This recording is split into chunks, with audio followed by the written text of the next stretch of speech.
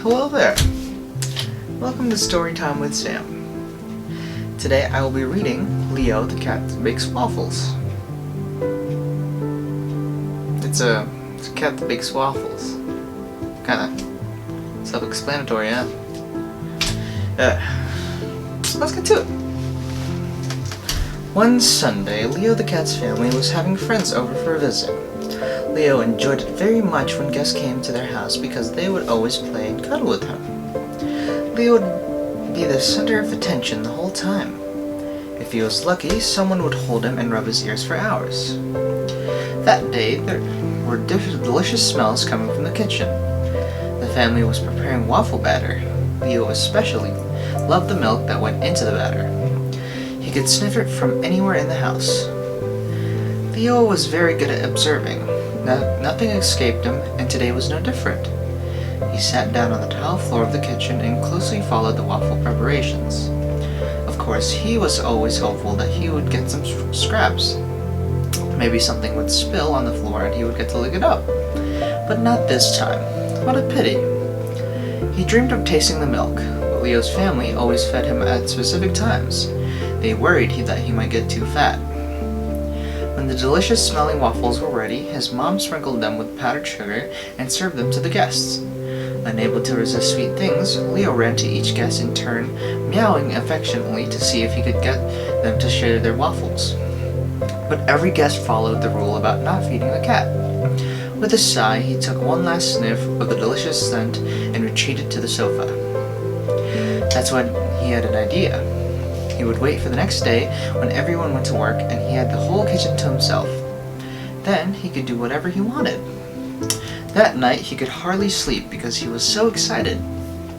The next morning the family said goodbye to Leo the cat as usual. His mom said, "Be a good boy, have a nice day, and we'll see you tonight." Meow. Leo replied like always, which meant, "Of course I will." As soon as the door closed, Leo got to work. "I'm going to have waffles of my own for once," he thought to himself. Leo grabbed an apron like his family always did and tied it around his waist. "Here we go. First I'll need a bowl, but it's all the way up in the cupboard. I need a ladder," he thought to himself. "Phew, how exhausting," grumbled Leo as he gathered the flour, sugar, butter, eggs, milk, and a pinch of salt. "It's a good thing I watched so closely yesterday. They make it look so easy." Fortunately, the waffle iron and mixer were still on the countertop, all clean and shiny from the day before. "Perfect," Leo thought as he started to mix the batter. He was quite proud of his results until he noticed that the flour had dusted the entire countertop. Suddenly his nose itched. "Oh no! Achoo!" Leo had sneezed so hard that the dough stuck to his mustache and flour covered the floor around him. "I'll clean that up later," he thought. He grabbed the mixer and started whisking the dough. Oh my, it's splattering everywhere. Leo was covered in batter, but he was happy to lick it off and continued diligently. As he tasted the dough with his paw, he thought, "A little more sugar would be good." Leo kept tasting and adjusting until the dough was nice and sweet. Now it was time to turn on the waffle iron and cook the waffles. He scooped the batter with a ladle, but he was no longer sure how much to use. The batter spilled onto the countertop. "Never mind that," Leo thought to himself. "I just finished my very first waffle." It was a little burnt, but Leo ate it with relish. And so it went until several waffles later the cat grabbed his belly and doubled over in pain. "Meow. All those waffles are making my tummy hurt," he whined. "I need to rest a bit before I clean up." He climbed up his cat tree with the last of his strength and laid down.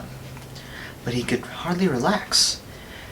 He looked at the kitchen clock and thought, "It's almost 5 o'clock. The family would be home soon and he still had to clean up." With a terrible stomachache, he got up and rinsed all the dishes in the sink and put them away.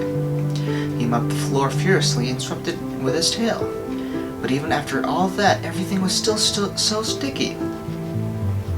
Just as he was done cleaning, he heard the key in the lock and watched as the front door opened. His family called out to him like usual, and he heard his mother say in surprise, "It sure smells like waffles in here." She went to feed Leo, who usually couldn't get enough of his food, but today he wouldn't eat a single thing. He was exhausted and his belly was sticky from all the sugar. She scratched Leo behind the ears and said, "You're all sticky.